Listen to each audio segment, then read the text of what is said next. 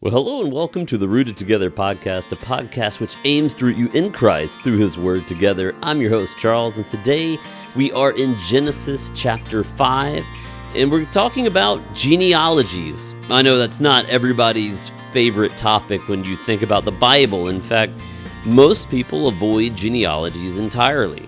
And I get it, because what do you think about when you think about genealogies? Well, you think about monotony, you think about just a list of names, and sometimes it is just a list of names, but always for a theological purpose. And here in Genesis chapter 5, we have this break in the story.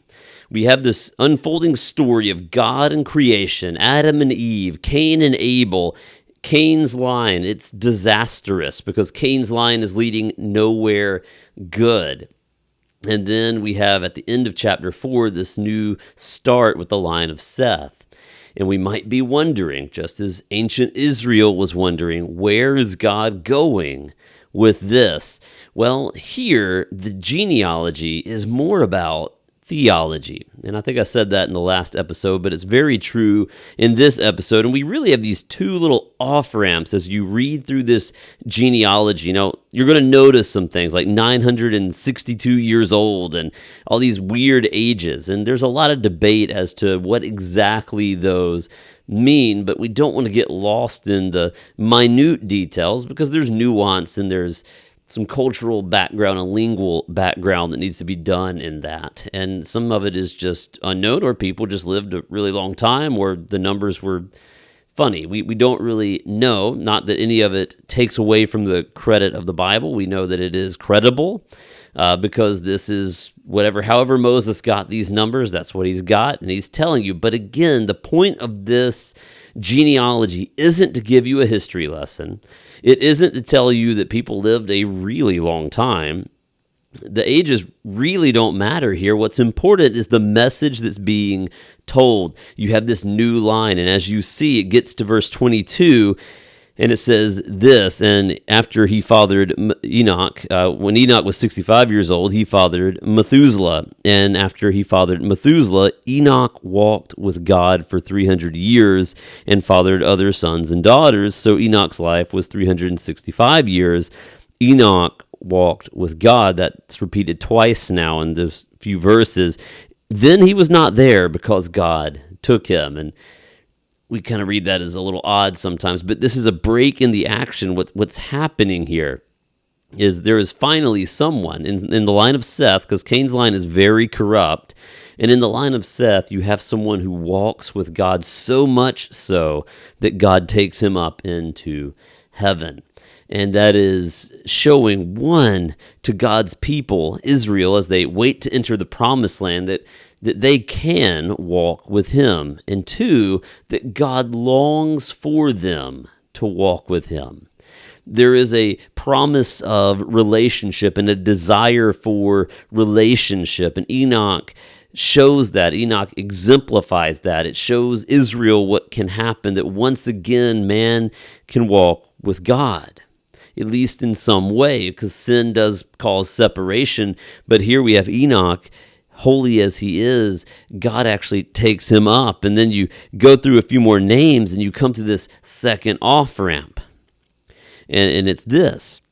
We have Lamech. He was 182 years old when he fathered a son, and he named him Noah, saying that this one will bring us relief from the agonizing labor of our hands caused by the ground that the Lord has cursed. In that verse, you have a lot going on. First, we have a break again, and now we introduce a character who's going to take up the next couple of chapters, Noah, very famous Bible character. Why is that important? It's what Lamech says about Noah. This one. Well, that language should remind us of Genesis chapter 3, when God said, I will send someone, and he will come, and he will crush the head of the serpent. He will end the curse. And we have Lamech all those years later, a long time later, saying this is the one that's going to do it. He's that one that was promised to Adam and Eve. He will bring relief from the agonizing labor of our hands caused by the curse that the Lord cursed because of sin. Now, spoilers, Noah, while he saves people, while he saves the human line, the line of Seth, Noah doesn't end the curse. In fact, he's a very flawed person, and we'll see that in the coming chapters, that will he end the curse? And the answer is going to be no. In fact, if you start reading through Genesis and really reading through the rest of the Old Testament, you're going to see this longing for one who will come and who will end the curse. And you're going to have people saying, is this the one? Is that the one? Is this the one? Longing for the one, but the ones they choose always let them down because they are human.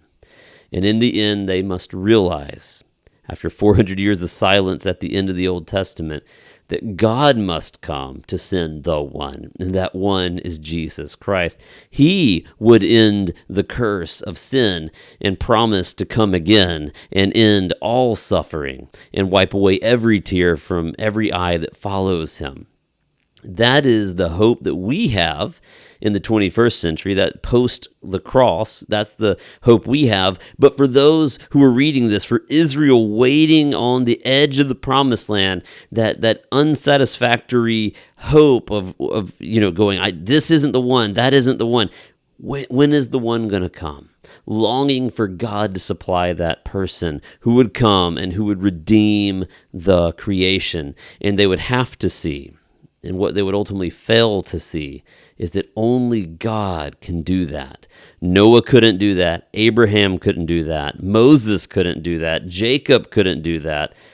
A little out of order, but you get the point. None of them could bring about the redemption and the lifting of the curse, not even King David.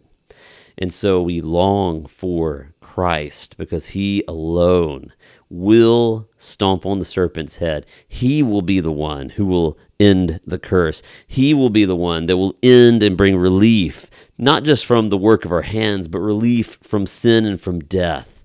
And as you read chapter 5 in this genealogy, long for that. Long for Christ to lift the curse, not from hard labor, but from sin and from death, and from wiping away every tear from every eye. Well, I'd like to thank you for joining me in Genesis chapter 5, and I look forward to joining you in Genesis chapter 6 next time. I'll see you there.